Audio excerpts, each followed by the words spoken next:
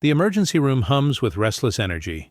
Chairs scrape, shoes squeak against the polished tile, but Janelle Porter sits quietly in the corner, her breathing shallow. She presses a hand to her side, eyes tracking the fluorescent lights overhead. Each flicker feels like a spotlight, but no one seems to notice her discomfort. The nurse at the front desk, Deborah, glances up just long enough to register Janelle's presence, then returns to her computer, her shoulders squared with practiced detachment. Janelle shifts, wincing as another wave of pain rolls through her. She clutches her purse tighter, knuckles whitening. Across the room, a mother soothes her crying child. A teenager scrolls through his phone, and a man with a bandaged hand is called in almost immediately. Janelle's name remains unspoken. Deborah's voice floats above the noise, calling other patients with a forced warmth that never quite reaches her eyes. When Janelle tries to catch her attention, Deborah's response is a brief, dismissive nod, her focus never leaving the glowing monitor. Minutes stretch into an hour. Janelle's posture stays upright, her expression composed. She refuses to let her pain show more than it already has. A security guard walks by, offering a friendly word to a couple across the aisle, but his gaze slides right past Janelle as if she's part of the furniture. The receptionist taps at her keyboard, occasionally, glancing at Janelle, then quickly looking away. The message is clear. Her suffering is easy to overlook. Janelle draws a slow breath, letting her eyes settle on her own reflection in the glass partition. She sees her strength, not her vulnerability. She straightens her shoulders, determined not to plead. In this room full of strangers, her dignity is her only shield. She waits, not with hope, but with a quiet resolve that will not be broken, no matter how invisible she is made to feel. Before the story continues, please let us know from where you are watching this video. Write your city or country in the comments below. Don't forget to subscribe and hit like if you believe in stories that challenge injustice. Your engagement gives power to voices that need to be heard. The waiting room feels colder now. Janelle shifts in her seat, her gaze fixed on the wall-mounted clock. Each minute drags, the second hand sweeping in slow, deliberate circles. The air is thick with the quiet frustration of those who wait, but for Janelle, every tick is a reminder that her pain is being set aside. She glances at the row of chairs. Patients come and go, their names called with practiced cheer, but her own is never spoken. A nurse steps out, glancing at the chart in her hand. She hesitates, eyes flicking to Janelle, then quickly away. The nurse's lips press together, her attention shifting to a man with a scraped knee. "Mr. Evans, you're next," she calls, her tone bright.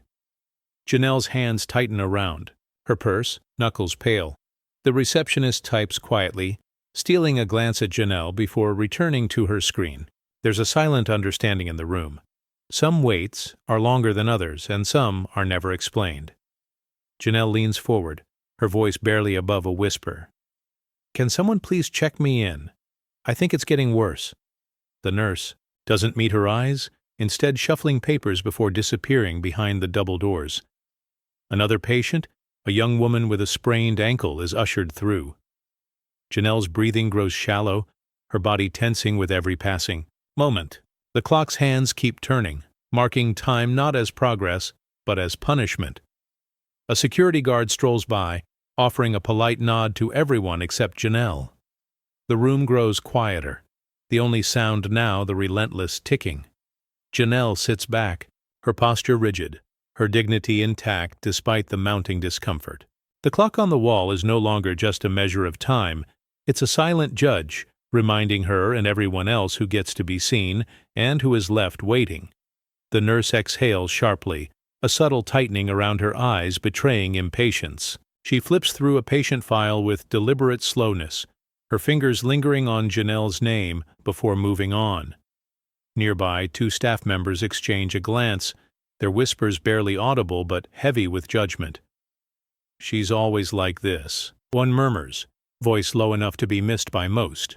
The other nods, eyes flicking toward the waiting room where Janelle sits, her posture composed but guarded. Deborah's movements are mechanical, a practiced routine that masks bias. She sets the file aside, her gaze briefly meeting Janelle's, before darting away. The receptionist taps her pen against the desk, a small but pointed gesture of impatience. Janelle senses the invisible barrier closing in. The room feels smaller, the air thicker. A nurse adjusts her mask, avoiding eye contact, while a janitor pauses nearby, his expression a mix of sympathy and helplessness. The subtle choreography of exclusion plays out in these small acts: raised eyebrows, averted glances, files shuffled out of sight. No words are spoken aloud, but the message is clear. Janelle's pain is a burden, her presence an inconvenience. Despite the quiet hostility, Janelle remains steady. Her eyes meet Deborah's. For a brief moment, unflinching, the nurse's lips press into a thin line, a flicker of discomfort passing through her before she turns away. The scene closes on Janelle's hands resting calmly in her lap, fingers intertwined, a silent testament to resilience amid the machinery of bias. Deborah's confidence, once so certain, starts to unravel. She sits at her station, tapping her pen against a stack of charts, the rhythm uneven. Across the room, a supervisor pauses in the doorway, eyes narrowing as she scans the waiting list. Her gaze lingers on Janelle, then shifts to Deborah, silent but pointed. A nurse at the water cooler whispers, "She's been here for hours." The comment hangs in the air, drawing a nervous glance from the receptionist. Deborah stiffens, her shoulders rising defensively. She types a note into the computer, but her hands tremble, betraying the pressure building beneath her calm exterior. Janelle sits quietly, her presence now impossible to ignore.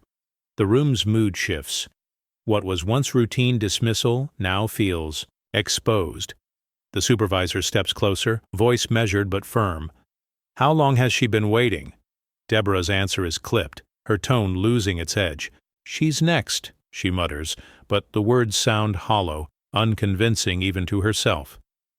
The receptionist fumbles with a folder, dropping a few papers. She bends to pick them up, cheeks flushed. The janitor, passing by, pauses for a moment, offering Janelle a small, reassuring nod before moving on. The staff's confidence falters, replaced by uncertainty and a growing sense of accountability. Deborah's authority, once unquestioned, now feels fragile. She glances at Janelle, who meets her eyes with quiet strength. The balance of power in the room has shifted. No raised voices, no accusations, just the undeniable weight of consequence settling over every gesture. Deborah looks away, her composure slipping as the reality of her actions becomes impossible to deny.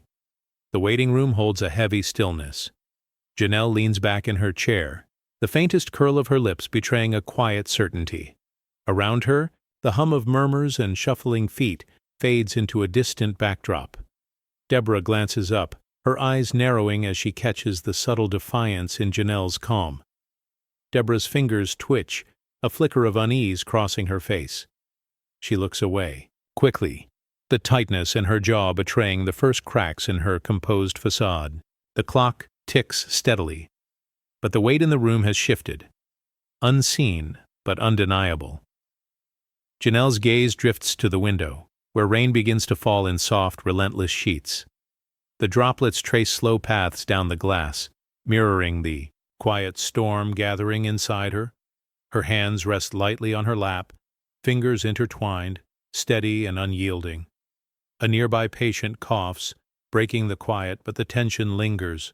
The receptionist's eyes flicker toward Janelle, then away, caught between routine and recognition. The air feels charged, as if the room itself is holding its breath, waiting for the inevitable reckoning. Janelle's lips part slightly, a breath held, a promise made without words. The nurse's posture stiffens, the practiced indifference faltering. Janelle's eyes meet Deborah's for a fleeting moment, steady and unyielding. The nurse blinks, caught off guard by the strength behind the gaze. A faint tremor runs through Deborah's fingers as she adjusts her badge, the smallest sign of vulnerability. The receptionist clears her throat softly, glancing at the clock, then back at Janelle. Her fingers hover over the keyboard, hesitating before typing. The room's atmosphere thickens, the usual hum replaced by a quiet tension that speaks louder than words. Outside, the rain intensifies, drumming against the window pane like a slow drum beat. Janelle's breath evens, her posture unbroken. She is a silent force, a quiet storm gathering strength in the stillness. The nurse's gaze flickers again, this time with a hint of reluctant respect. The waiting room's energy shifts imperceptibly, the first ripple in what will become a wave of change. The waiting room holds a heavy stillness. Janelle leans back in her chair, the faintest curl of her lips betraying a quiet certainty. Around her, the hum of murmurs and shuffling feet fades into a distant backdrop. Deborah glances up, her eyes narrowing as she catches the subtle defiance in Janelle's calm. Deborah's fingers twitch, a flicker of unease crossing her face. She looks away quickly, the tightness in her jaw betraying the first cracks in her composed facade. The clock ticks steadily, but the weight in the room has shifted, unseen but undeniable. Janelle's gaze drifts to the window, where rain begins to fall in soft, relentless sheets. The droplets trace slow paths down the glass, mirroring the quiet storm gathering inside her. Her hands rest lightly on her lap, fingers intertwined, steady and unyielding. A nearby patient coughs, breaking the quiet, but the tension lingers. The receptionist's eyes flicker toward Janelle, then away, caught between routine and recognition. The air feels charged, as if the room itself is holding its breath, waiting for the inevitable reckoning. Janelle's lips part slightly. A breath, held, a promise made without words.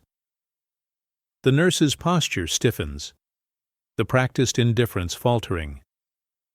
Janelle's eyes meet Deborah's for a fleeting moment, steady and unyielding.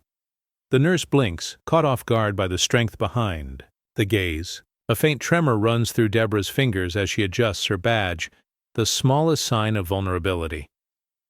The receptionist clears her throat softly, glancing at the clock, then back at Janelle. Her fingers hover over the keyboard, hesitating, before typing. The room's atmosphere thickens, the usual hum replaced by a quiet tension that speaks louder than words. Outside, the rain intensifies, drumming against the window pane like a slow drumbeat. Janelle's breath evens, her posture unbroken. She is a silent force, a quiet storm gathering strength in the stillness. The nurse's gaze flickers again, this time with a hint of reluctant respect. The waiting room's energy shifts imperceptibly, the first ripple in what will become a wave of change. Luis Mendoza wheels his cart down the hallway, the wheels squeaking on the tile. He pauses by the nurse's station, glancing at the overflowing trash can. With a gloved hand, he lifts out a wad of papers, a coffee stain blooming across the top sheet. He unfolds it carefully, a patient complaint, the handwriting shaky but determined. He scans the words. I waited for hours. No one listened. Please help. Luis's brow furrows. He looks over his shoulder. The staff are busy, heads down, voices low. He slips the paper into his pocket, heart pounding a little faster. It's not the first time he's found something like this in the trash, but it never gets easier. A nurse walks by, offering a distracted nod. Luis nods back, his expression neutral. He continues his rounds, but the paper feels heavy in his pocket, a silent accusation. He thinks of his own mother, her stories of being passed over, her voice growing smaller with each visit to the clinic. He wonders if anyone ever read her chart, or if her pain was just another note, another file to be tossed away. In the break room, Luis sits for a moment, the complaint spread out on his knee. He traces the words with his finger, jaw set. The cleaning supervisor enters, glancing at him, then at the paper. You found something? She asks quietly. Luis hesitates, then shakes his head, folding the complaint and tucking it deeper into his pocket. He finishes his shift, the weight of the paper never leaving him.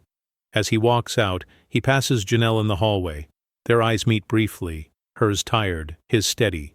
He gives a small, respectful nod, a silent promise that her words won't be lost, even if the system tries to bury them. The break room is dim, lit only by the flicker of a vending machine. Deborah stands near the wall, arms folded, her voice low as she mutters to a colleague. "They always exaggerate," she says, her tone dismissive, a tight smile barely masking her impatience. The colleague nods, eyes darting around the cramped space. "It's the same story every time," he replies, his words barely above a whisper. Emily Zhao, the young intern, sits nearby, hands wrapped around a mug of tea. She pauses mid-sip, the words landing with a cold weight. She sets her cup down, with care, the small clink echoing in the hush. Emily's gaze lingers on Deborah, searching for any sign of regret, but finds only practiced indifference. She whispers to herself, "Why does it always have to be like this?" Her voice is barely audible, but the pain is clear. The colleague shrugs, his voice softer still. "It's just how things are." Deborah glances at Emily, a flicker of something unreadable in her eyes, then looks away, her posture stiffening. The room feels smaller, the air dense with unspoken judgments. The vending machine hums, a steady background to the tension that fills the space. Emily's grip on her cup tightens, a silent promise forming. A janitor passes the doorway, pausing to meet Emily's eyes. He nods, a brief but meaningful gesture before moving on. The colleague shifts in his chair, glancing at Deborah, then away. "Maybe things could change," he murmurs almost to himself. Deborah's smile fades. Her jaw set as she shakes her head, unwilling to entertain the thought. Emily exhales slowly, the steam from her tea rising between them. She looks down, then lifts her chin, determination flickering in her eyes. The clock ticks on, marking time in a room where the first thread of dissent has quietly begun. The lawyer's office is dim, the only light coming from a desk lamp casting long shadows across the room. Marcus Green sits across from his attorney, hands clenched tightly in his lap. The settlement check lies on the polished wood, its glossy surface reflecting the weight of a story left untold. The lawyer's voice is calm but firm. "Sign here. Mr. Green, it's the best they'll offer." Marcus's eyes flicker with pain and frustration.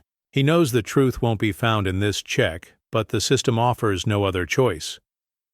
A flashback cuts through the room. Marcus in a hospital bed, his complaints dismissed, his pain minimized. Nurses exchange knowing looks. Doctors glance away. The camera lingers on a chart marked with vague notes, the words non-compliant and exaggerating scrawled in faded ink. Back in the office, Marcus's jaw tightens. He signs the paper, the pen scratching loudly in the quiet. The lawyer slides the check across the desk, a silent transaction that buries a deeper wound. The scene shifts to the hospital hallway, where a nurse passes by, her face a mask of indifference. The settlement is a bandage on a broken system, a quiet admission that justice is often bought and sold, but rarely served. Marcus's eyes linger on the check, a silent vow forming. His story may be settled, but it is far from solved. Outside the office window, the city moves on, unaware of the quiet battles fought within these walls. Marcus's hands unclench, but the tension remains, a heavy weight pressing down. He breathes deeply, the fight far from over. A janitor pushes a cart down the corridor, pausing briefly to glance at the office door. His eyes meet Marcus's for a moment, a silent understanding passing between two men bound by unseen struggles. The lawyer gathers the papers, stacking them neatly, the finality of the moment settling like dust in the air. Marcus stands slowly, the chair scraping softly against the floor. He walks to the window, staring out at a world that often looks away. The camera lingers on the settlement check, its glossy surface now dull, a symbol of compromise and quiet defeat. But in Marcus's eyes, a spark remains, a promise that his story will not be forgotten. A grainy security feed flickers on a small monitor in the back office. The digital timestamp blinks, 3:07 a.m. Janelle sits hunched in her chair, her hand pressed to her side, eyes closed against the pain.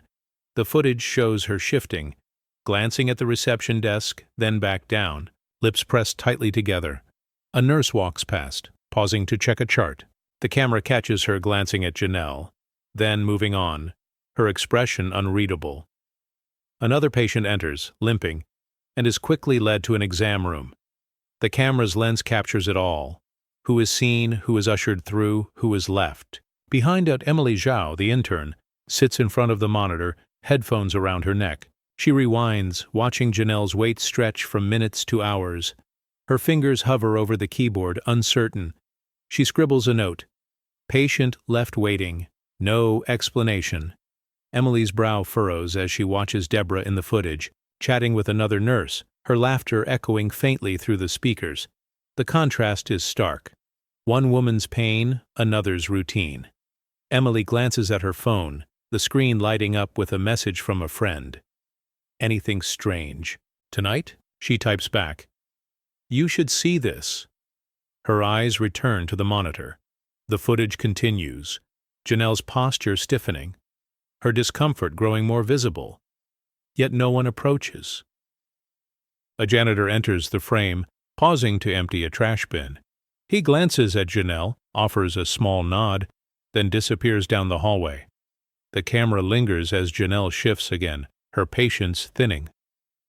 Emily saves the clip, labeling it unattended critical. She leans back, a heavy sigh escaping her lips. The evidence is there, hidden in plain sight, waiting for someone to care enough to act. The hospital's records room is dimly lit, stacks of folders piled high like silent witnesses. Emily Zhao sits at a cluttered desk, her eyes scanning through, pages filled with patient names, notes, and coded dismissals. Each file tells a story of pain overlooked, symptoms minimized, and voices muffled by bureaucracy. She pauses on one folder, Janelle Porter's. The pages are marked with misspelled names, crossed-out complaints, and clinical notes that thinly veil racial bias. Emily's fingers trace the words, her jaw tightening as she reads terms like non-compliant and exaggerating, disguised in medical jargon. Nearby, a nurse passes by, her expression unreadable, but her eyes flicker toward Emily's desk. Emily looks up, meeting the gaze briefly before returning to the files. The weight of complicity presses down, but so does the spark of courage. Emily's phone buzzes softly. A message from Amaya. Keep going. We're with you. She exhales, straightens her back, and begins compiling a new file, one that will expose the shadows hiding in plain sight.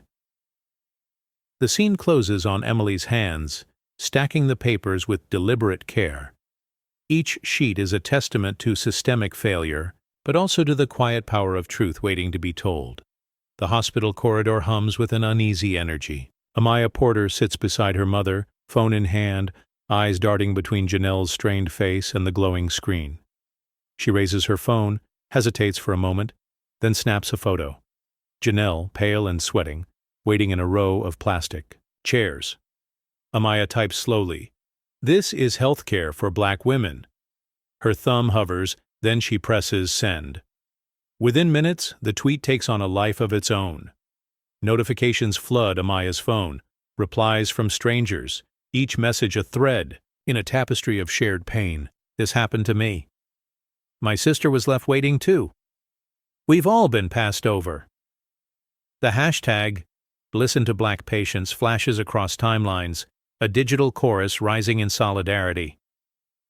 Amaya's heart pounds as she watches the numbers climb, the story no longer just her mother's, but everyone's. At the nurse's station, Deborah's phone vibrates again and again. She glances down, her hand unsteady, scrolling through angry comments and news alerts. Her usual confidence falters, replaced by a creeping anxiety. Around her, staff exchange wary glances, the atmosphere thick with a new sense of accountability. A nurse mutters, "Did you see what's happening online?" Another nods, eyes wide, the reality settling in. This moment can't be erased. Amaya's voice, steady and clear, echoes in the background. My mother's pain was real. Our voices matter. This is just the beginning. The camera lingers. On Janelle, her face tired but resolute. A quiet pillar of strength in a system that tried to erase her. The hospital's glossy walls seem less intimidating now, the weight of collective truth pressing in. As the scene closes, the glow of phone screens lights up faces across the city. The movement has begun, a storm of reckoning gathering force in the digital age. The world is watching, and this time it cannot look away.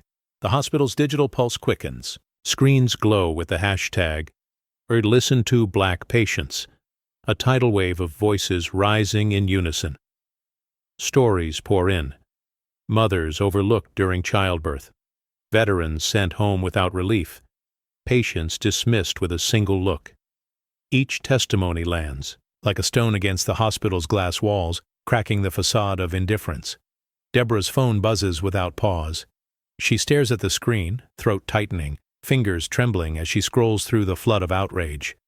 The mask of certainty she wore begins to slip, replaced by a growing sense of isolation. Around her, staff exchange uneasy glances, whispers threading through the corridors like a gathering storm. A nurse mutters, "They're finally hearing us." An intern types furiously, eyes wide with a mix of fear and hope. The hospital's usual hum fades, replaced by a heavy quiet.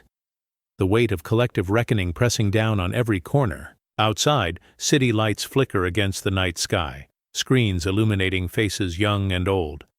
The movement is no longer confined to these walls. It's a chorus swelling beyond, demanding recognition and change. The quiet storm has become a hurricane, unstoppable and undeniable. The scene closes on Deborah's face, pale and drawn, the glow of her phone reflecting the truth she can no longer avoid. The hospital's hallways, once filled with routine footsteps and hushed conversations, now carry a new tension. Staff members pause in their tracks, their faces shadowed with uncertainty and reflection. The digital storm outside mirrors the unrest within, a call for justice that cannot be silenced. Deborah's breath catches as she reads another message, the weight of accountability settling like a heavy fog. At this moment, the walls seem to close in, the air thick with the promise of change and the fear of consequences. The fluorescent lights flicker overhead, casting long shadows that stretch across the linoleum floor. A janitor pauses in the corridor, his eyes lingering on the closed doors of the nurses' station. The tension is palpable, a quiet storm brewing beneath the surface of everyday routines. Deborah's fingers hover over her phone, hesitating before scrolling again, the weight of unseen eyes pressing down. The hospital corridor is unusually quiet, the usual shuffle of feet and chatter replaced by a heavy, unspoken tension. The supervisor stands just outside the nurses' station, a stack of documents in hand. He glances at the waiting room, his eyes lingering on Janelle, who sits upright, her hands folded in her lap, the exhaustion in her posture plain to see. The clock above, the desk marks 7 hours since her arrival. He checks the intake sheet again, the numbers staring back at him. Undeniable. He hesitates, pen poised above the form, the weight of responsibility pressing down. His fingers drum against the paper, a nervous rhythm betraying his uncertainty. He clears his throat, glancing at Deborah, whose jaw tightens as she senses his scrutiny. The air between them is thick, charged with the knowledge that something is wrong. The supervisor's gaze shifts to the receptionist, who avoids his eyes, her fingers tapping anxiously at the keyboard. A nurse down the hallway stops, watching the scene unfold. She shifts her weight, torn between stepping forward and staying, silent. The janitor, pushing his cart, slows as he passes, his eyes meeting the supervisor's for a brief moment, a silent acknowledgement that the usual routine has failed someone tonight. The supervisor sighs, the sound barely audible, but it carries the weight of indecision. He finally signs the report, the pen moving slowly, as if each letter costs him something. The paper rustles as he places it in the outbox, the sound echoing in the stillness. He lingers for a moment, shoulders hunched, then turns away from the waiting room, his steps heavy, burdened by the knowledge that he has chosen convenience over conscience. The hallway feels colder, the fluorescent lights casting stark shadows that stretch across the floor, mirroring the growing cracks in the system. As he disappears down the corridor, the camera lingers on Janelle, still waiting, her dignity unbroken. The supervisor's pause is brief, but the fracture it reveals is deep and lasting. The hospital's atmosphere tightens as Deborah's hand trembles while scrolling through the flood of online outrage. Her fingers hover uncertainly over the screen, the weight of mounting criticism pressing down. The badge on her chest feels heavier, a symbol of authority slipping through her grasp. She tries to steady her breathing, but each notification brings another wave of anxiety. The digital storm outside is relentless. Comments demanding answers, calls for her removal, stories echoing Janelle's pain. Around her, colleagues exchange furtive glances, whispers threading through the corridors like a gathering storm. A nurse mutters, "It's all unraveling." The receptionist's fingers pause mid-typing, eyes wide with apprehension. The usual hum of the hospital dims, replaced by a heavy, expectant silence. Deborah's posture stiffens, her shoulders rising as if to shield herself from the invisible blows. She glances at the clock, willing time to move faster, wishing for escape. Deborah's breath catches as she reads another pointed comment demanding accountability. Her gaze flickers to the window, where the city lights blur in the evening rain. The digital storm outside mirrors the turmoil within, a reflection of a system cracking under pressure. Her hand shakes visibly now, the tremor betraying the facade of control she's tried to maintain. She closes the app abruptly, the screen going dark but the weight of consequences lingering.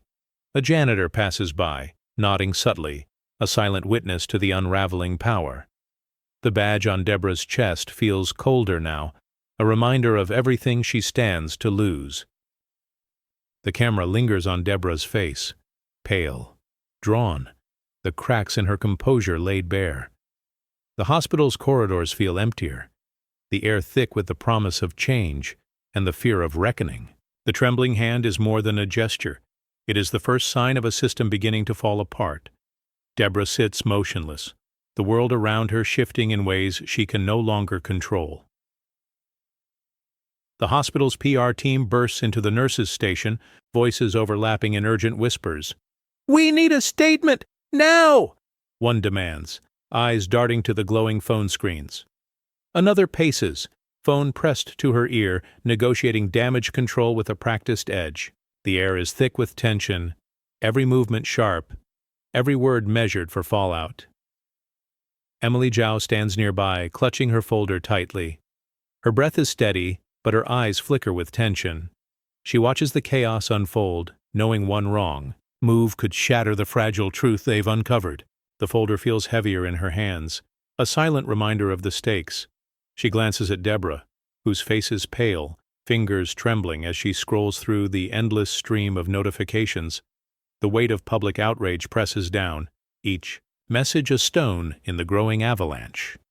Deborah looks up briefly, catching the wary glances of colleagues, some sympathetic, others distant, all unsettled. A PR manager snaps orders. Find the janitor who found the complaint. Get a statement from the supervisor.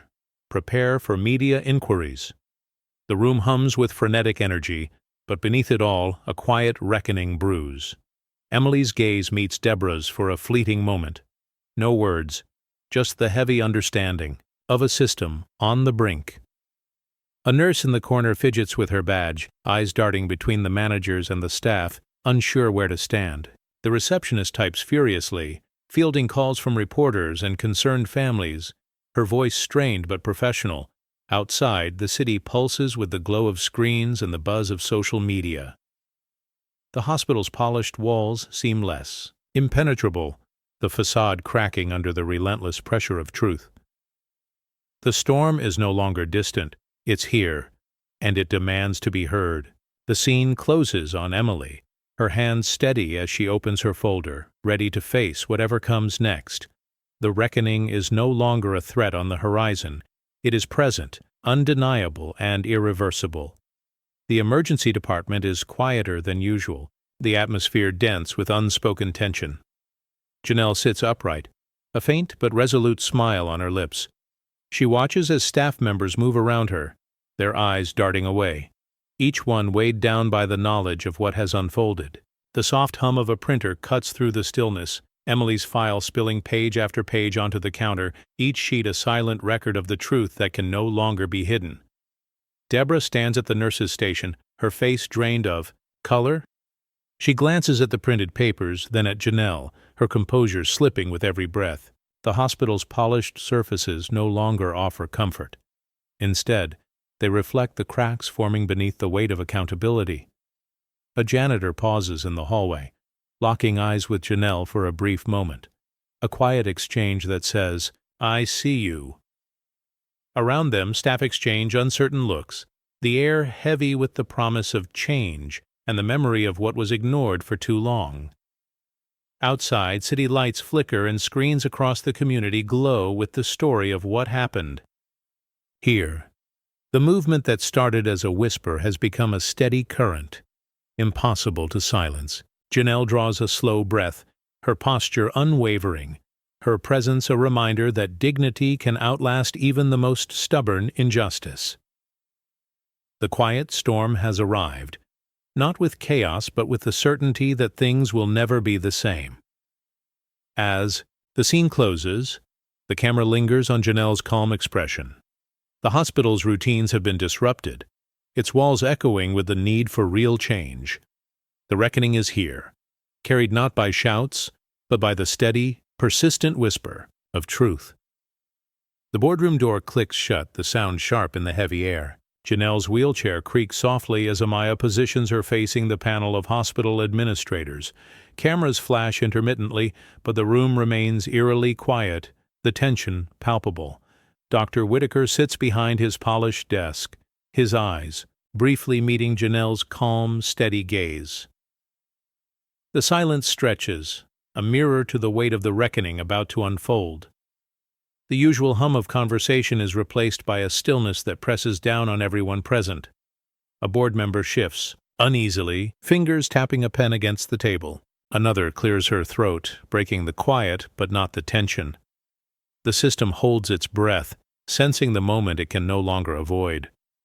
Janelle's presence is a silent challenge, a quiet force demanding acknowledgement. Amaya leans in, whispering something to her mother, who nods slightly, her expression composed but resolute. The camera lenses focus, capturing every subtle movement, every unspoken word. The room is a stage, and the players know the script has changed. The door closes behind the last staff member, sealing the space where truth will be spoken. Outside, the world waits, watching as the hospital confronts its own reflection in the eyes of a woman who refused to be invisible. The polished wood of the table gleams under the harsh overhead lights, reflecting the faces of those who hold power. Each breath in the room is measured, each glance weighted with unspoken history. The board members exchange subtle looks, their usual confidence tempered by the gravity of the moment. Janelle's hands rest lightly on her lap, fingers intertwined, a picture of quiet strength. Amaya's eyes scan the room, noting the shifting expressions, some skeptical, others wary, all aware that this meeting marks a turning point. A clock ticks steadily on the wall, its rhythm a metronome to the unfolding drama. The air feels charged, as if the walls themselves are leaning in to listen. Outside, the city's distant hum fades, replaced by the focused silence within. This is more than a meeting. It is a reckoning, a moment where the past and future collide. The boardroom, once a place of routine decisions, now holds the weight of justice waiting to be served. The room is bathed in the cold glow of camera flashes. Reporters lean forward, lenses trained on Janelle's composed face. The hum of whispered questions fills the air, but her gaze remains steady, unflinching. Dr. Whitaker adjusts his tie, beads of sweat forming at his temple, betraying his unease. The live feed streams to thousands, turning the sterile boardroom into a public courtroom. Deborah sits rigid, her hands clenched tightly in her lap, eyes darting nervously. The hashtag #YibiDaccountability now trends on social media, the hospital's walls feeling thinner, its secrets no longer safe. A board member clears her throat, breaking the silence. We must address these allegations with transparency. Her voice is firm, but carries an undercurrent of doubt. Janelle's lips press into a thin line, her presence a silent demand for justice. The camera pans to Deborah, whose face pales as the weight of public scrutiny settles. She shifts uncomfortably, fingers twitching as she tries to maintain composure. The room's atmosphere thickens, the usual power dynamics dissolving under the unblinking eye of the media. Outside, the city pulses with the glow of screens, the story unfolding in real time. The hospital's polished image cracks, revealing the fractures beneath. The boardroom holds its breath, caught between denial and the inevitability of change. Janelle's calm defiance is a beacon, her quiet strength illuminating the path toward accountability. The scene closes on her steady gaze, a symbol of resilience in a world forced to confront its own reflection. Dr. Whitaker clears his throat, the microphone amplifying the sound in the tense boardroom. His hands rest on the polished table, knuckles pale against the wood. "We're here to listen," he begins, his voice steady but lacking conviction. The words hang in the air, rehearsed and empty. Janelle's eyes narrow, her expression unreadable. She's heard these promises before, words that sound like comfort, but deliver nothing. A board member nods, echoing the sentiment. "We take these matters seriously." Her tone is careful, but her eyes flick away from Janelle's, unable to hold the weight of the moment. Deborah sits motionless, her jaw clenched, as if bracing for a storm she can't control. The cameras capture every detail, the administrator's forced smile, the subtle tightening of shoulders around the table, the discomfort that ripples through the room. Janelle remains silent, her composure unshaken. Amaya glances at her mother, then at the panel, her own skepticism clear. The administrator's words continue, a string of platitudes about policy reviews and patient care. "We will conduct a thorough investigation," he says, but even the staff in the back exchange doubtful looks. The promise is as thin as the paper it will be written on. A reporter raises a hand, voice cutting through the administrator's speech. "What about accountability?" The question lingers, unanswered. Dr. Whitaker offers a tight smile, sidestepping with more talk of procedures and future improvements. The room feels smaller, the air heavier with each passing second. Janelle finally speaks, her voice calm and measured. Listening isn't enough. The administrator falters, caught off guard by the quiet strength in her words. The boardroom is silent, the hollow promise exposed for what it is, a shield against change, not a catalyst for it. Deborah fidgets with her pen, its gold finish chipped and worn from years of use. The pen, once a symbol of authority and control, now trembles in her grasp. Her knuckles whiten as she tightens her grip, the small object slipping slightly before. She catches it again. The boardroom is silent except for the faint hum of the air conditioning. Dr. Okafor enters quietly, his presence commanding without a word. He approaches the table and places Janelle's medical chart down with a firm hand. The sound of the chart hitting the polished surface echoes like a verdict.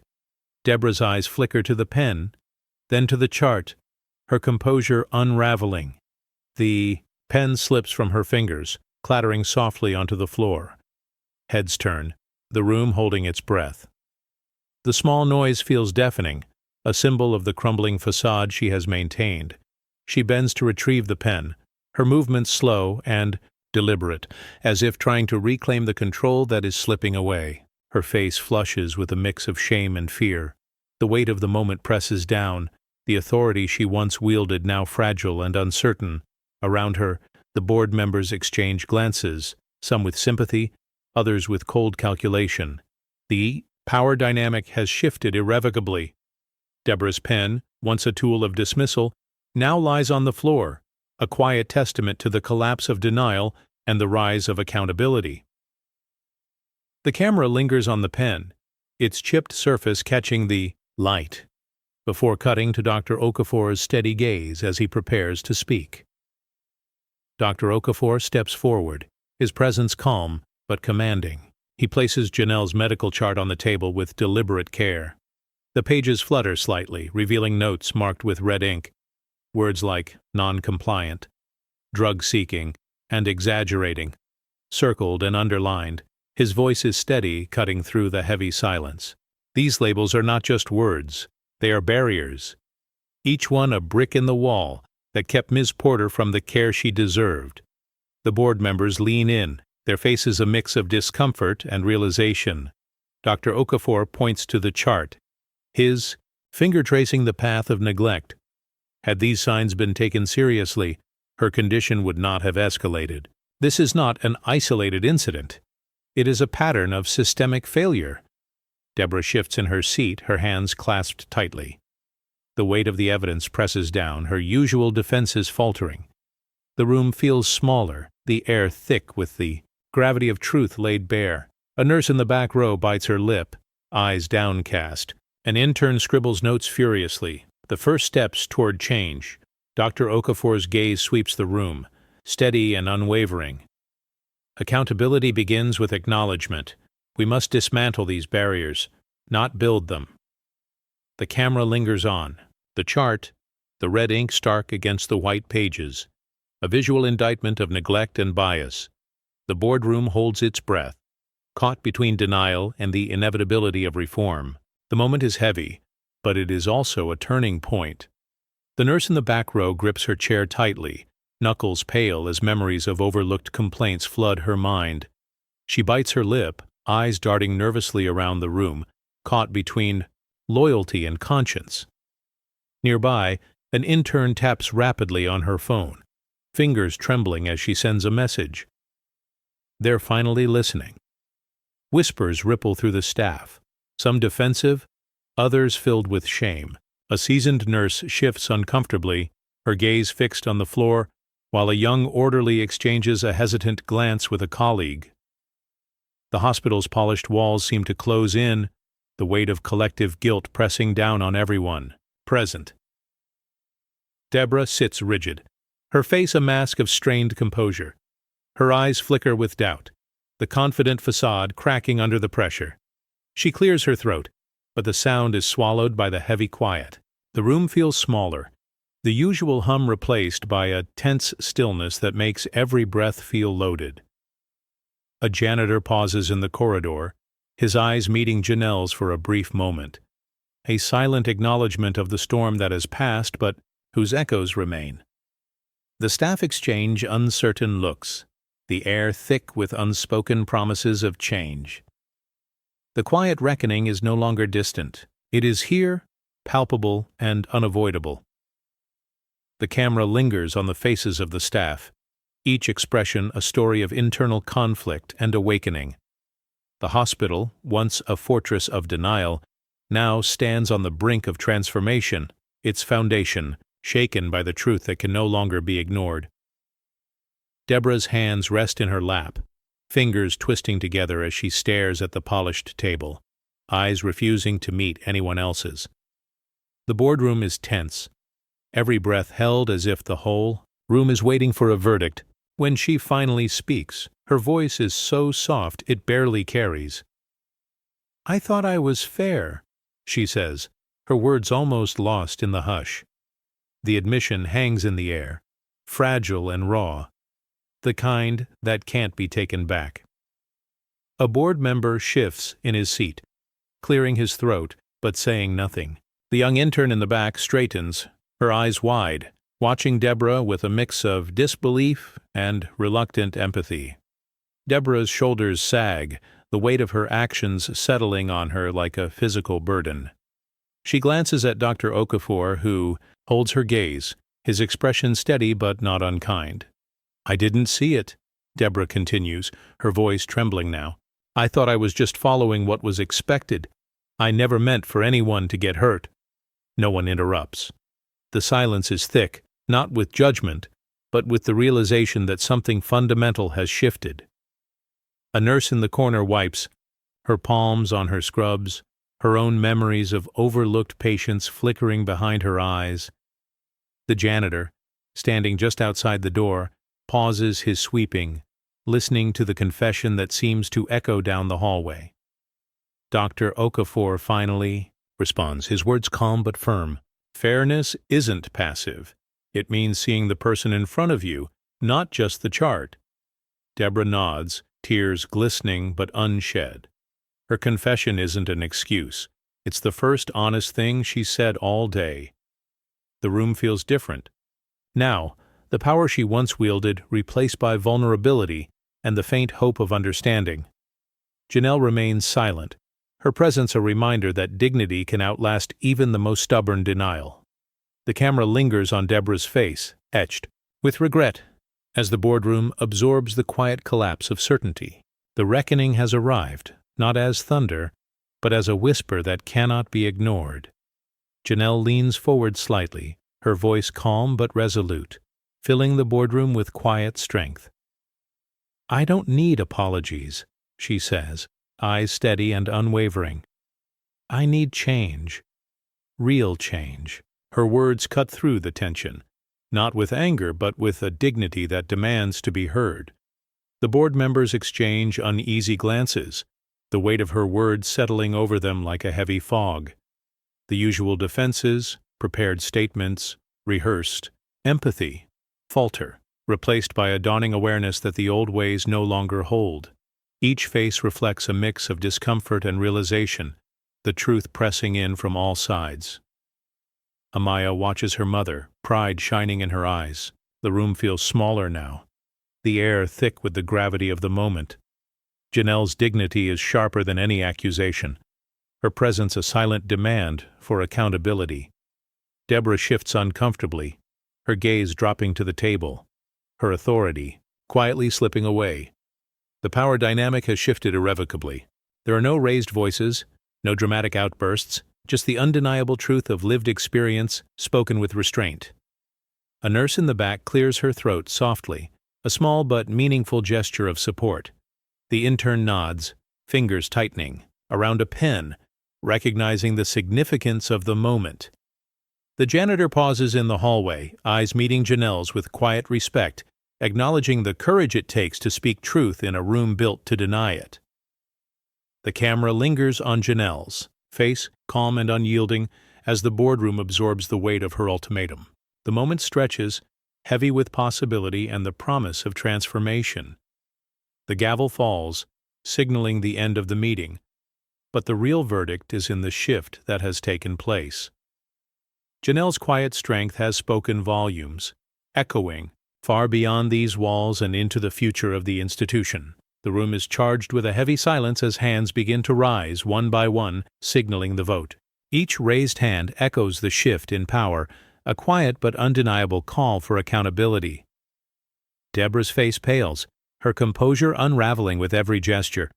The board members glance at one another, some with relief, others with quiet resolve. As the tide of responsibility finally turns, Dr. Okafor stands steady, his presence a calm anchor amid the storm. The board chair's gavel falls with a decisive thud, marking the end of an era and the beginning of reform. The decision to suspend Deborah is unanimous, a clear message that neglect and bias will no longer be tolerated. The air in the boardroom changes, a weight lifted but a responsibility accepted. Janelle's wheelchair is gently guided toward the exit, her expression weary but triumphant. The hallway buzzes with whispered conversations, the air thick with the promise of change. Staff members exchange looks, some hopeful, others resigned, but all aware that the institution has been forever altered. The sense of finality is palpable, but so is the sense of a new beginning. Outside, the city lights flicker against the night sky, reflecting the quiet victory within. The storm has passed, but the floodgates of justice remain open. Janelle's smile, faint but resolute, lingers as a symbol of dignity prevailing over denial. The camera pulls back, capturing the hospital's entrance bathed in soft light. A new chapter begins, written not in words but in actions. The vote echoes beyond the walls, a call to all who witness it. Change is possible, and it starts here. Deborah sits alone at a small table near the window, her coffee untouched and growing cold. The world outside moves on. Cars passing, people laughing, sunlight glinting off glass. But inside, the cafe feels like a different universe. Colleagues she once greeted with easy smiles now pass by without acknowledgement, their conversations dropping to a hush as they spot her. The isolation is sharp, not just in the empty chair across from her, but in the way the barista avoids her eyes, setting down her cup with a careful distance. She scrolls through her phone, the screen flooded with headlines and comments. Nurse, suspended after racial neglect. Her name appears again and again, each mention a fresh sting. Deborah's fingers tremble as she reads the words, some angry, some disappointed, none forgiving. She lowers the phone, pressing her palm against the table as if to steady herself against the tide of public judgment. A group of nurses enters, laughter trailing behind them. One catches Deborah's eye, falters, then quickly looks away. The others follow suit, their voices dropping as they pass. Deborah's shoulders tense, her world shrinking with every averted glance.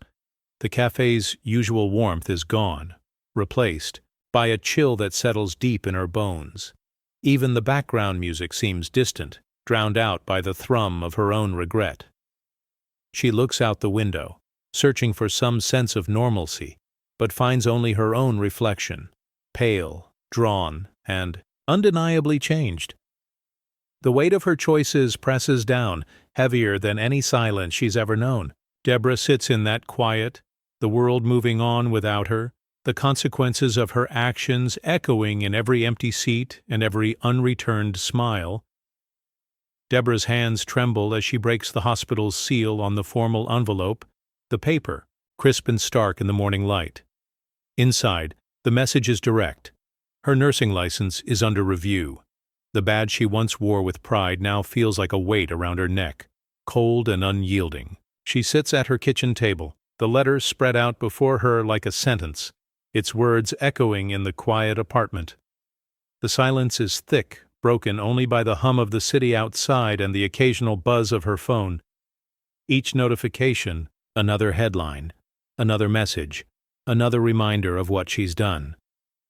She scrolls through the news, her name splashed across articles and posts, each one a fresh reminder of public condemnation. Deborah's world, once filled with the routine of care and authority, has shrunk to the size of this table and this letter. Memories crowd in, faces she dismissed, voices she tuned out, moments when she chose the easy way over the right one. The weight of her choices presses down, reshaping her sense of self into something smaller, colder, and far more fragile. A sharp knock at the door startles her. She looks up, heart racing, but it's only the mail carrier dropping off more envelopes. Each one lands with a thud, a physical reminder that the consequences of her actions are multiplying, reaching further than she ever imagined. She folds the letter slowly, hands unsteady, and places it in a drawer already filled with other reminders of a life unraveling. Old schedules, patient notes, commendations now hollow. The room feels emptier, the light dimmer, as if the world itself is shrinking away from her. Outside, life continues. Cars pass, people laugh, the city moves on, indifferent to the reckoning unfolding within these walls. Deborah catches her. Reflection in the window. A woman changed, marked by regret and the slow, steady march of justice. Janelle stands in her garden, sunlight filtering through the leaves and casting warm patterns on her face. The camera captures her calm expression as she speaks softly during a televised interview. "Pain taught me to fight," she says, her voice steady and clear. The flowers around her sway gently in the breeze, a quiet contrast to the storm she endured. The interviewer nods, their voice gentle. "Your story has inspired many. What keeps you going?"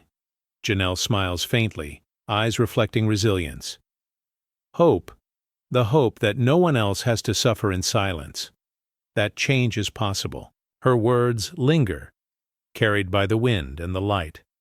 Cut to scenes of viewers watching the interview on various devices. Phones, tablets, televisions.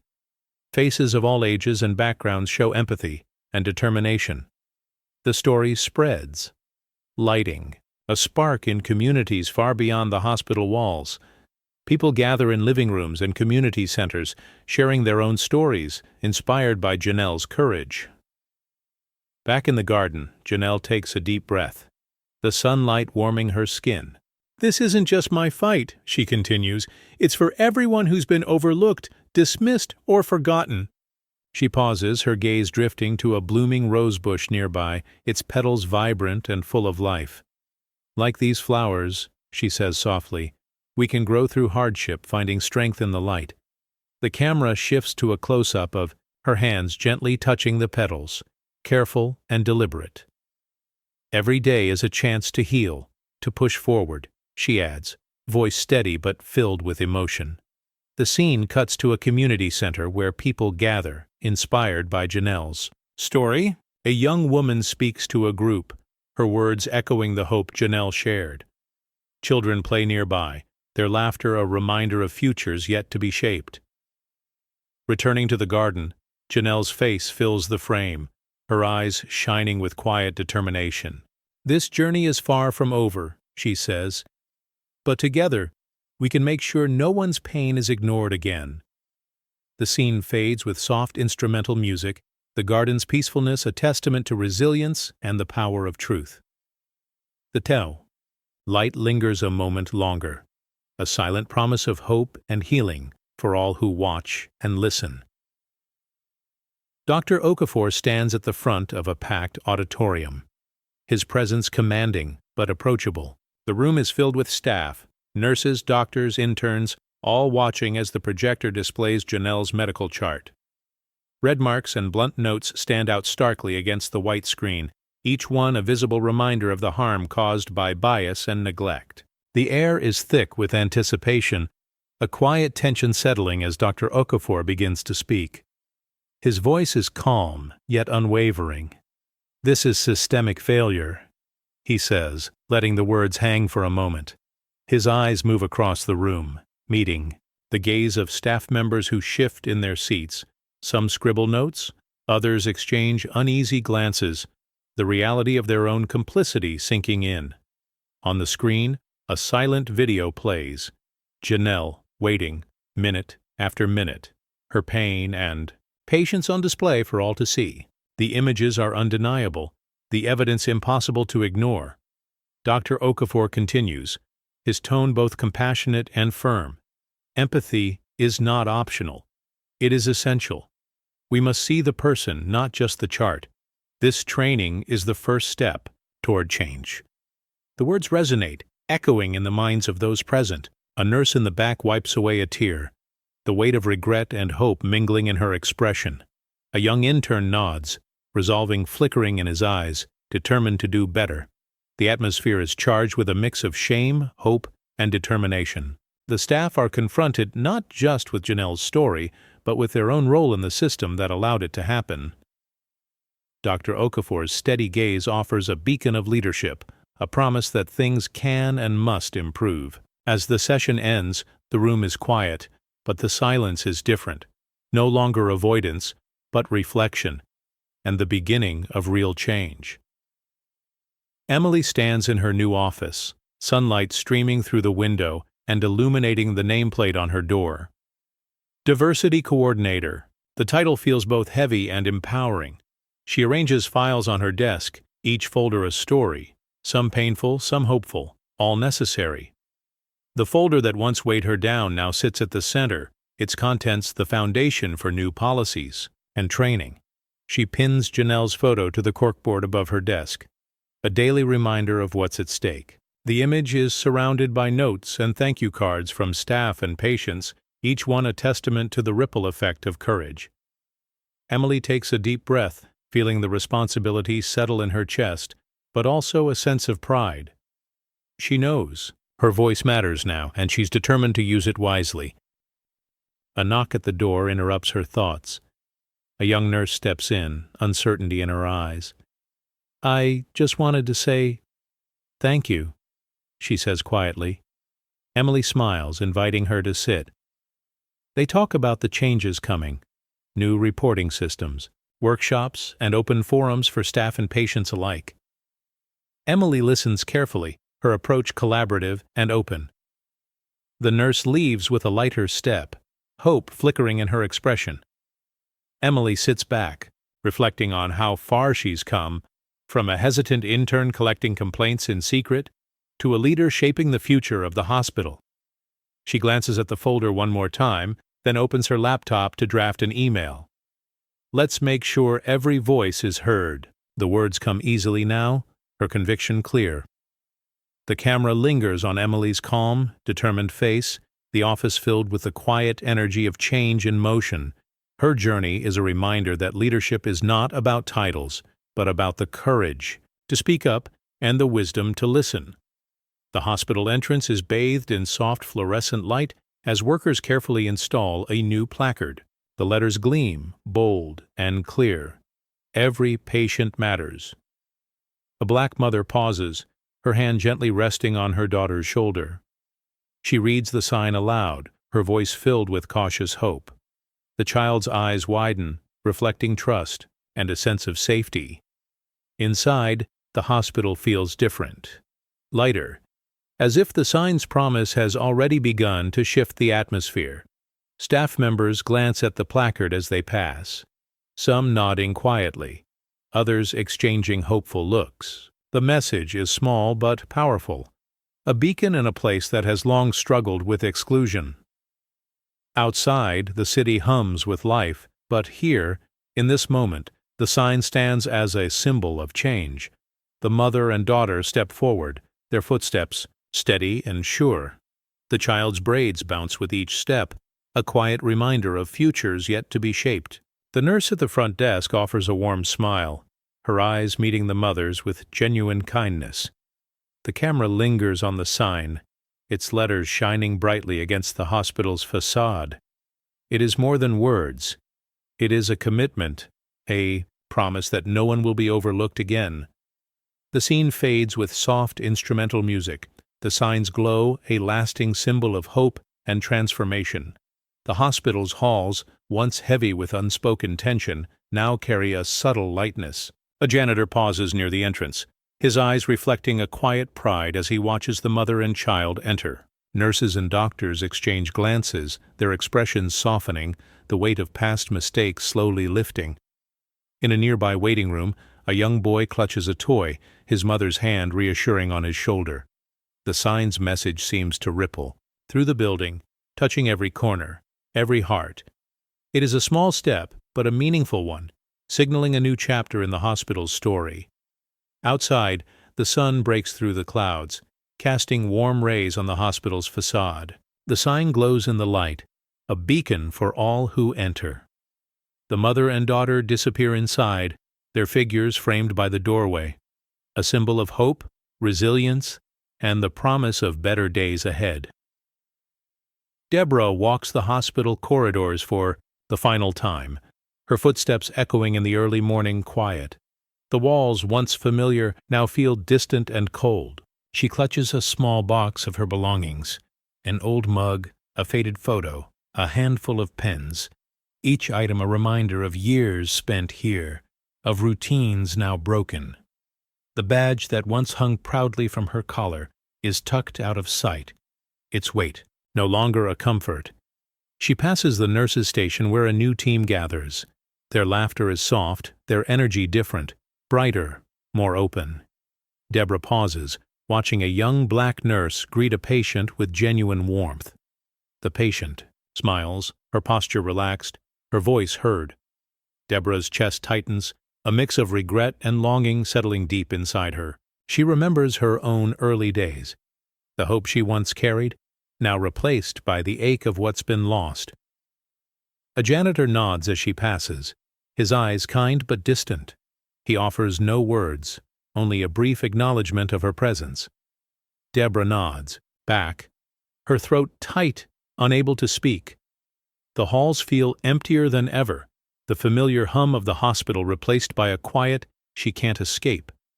She lingers at her old locker, running her fingers over the chipped paint before opening it one last time. The contents are sparse, a half-empty bottle of lotion, a worn stethoscope, a note from a colleague long gone. She closes the locker gently, the click echoing down the corridor. At the exit, Deborah turns back for a final look. The hospital is changing, moving forward without her. She watches as the new nurse leads a patient down the hall, their voices low but full of hope. The door swings shut behind Deborah, sealing her exit from a world she once thought she owned. Outside, the morning sun is bright, but Deborah feels the chill of endings, her heart heavy with the knowledge that some doors, once closed, cannot be reopened. The hospital entrance is bright with morning light, the new sign "Every Patient Matters" gleaming above the doors. A young black girl grips her mother's hand tightly, her small fingers curling around the warmth and safety it offers. Her braids bounce gently as she takes her first step inside, eyes wide with a mixture of curiosity and cautious hope. The front desk nurse looks up, her smile genuine and welcoming. "How can we help you today?" she asks softly, her tone inviting trust. The girl hesitates, then whispers her complaint, her voice barely audible but clear. The nurse nods, her eyes kind and attentive, signaling that this time she will be heard. In the waiting area, the atmosphere feels different, lighter, more open. Other patients glance toward the girl and her mother, some offering warm smiles, others simply acknowledging their presence with respectful nods. The hospital, once a place of cold indifference, now hums with a quiet promise of change. Outside, the sun breaks through the clouds, casting golden rays on the building's facade. The mother watches her daughter with a hopeful smile, knowing this moment marks a new beginning.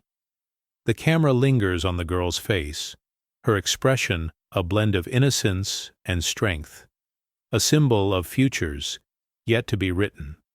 The scene fades. With soft instrumental music, the hospital's new sign glowing softly in the light, a beacon of hope, resilience, and the promise that no voice will be ignored again.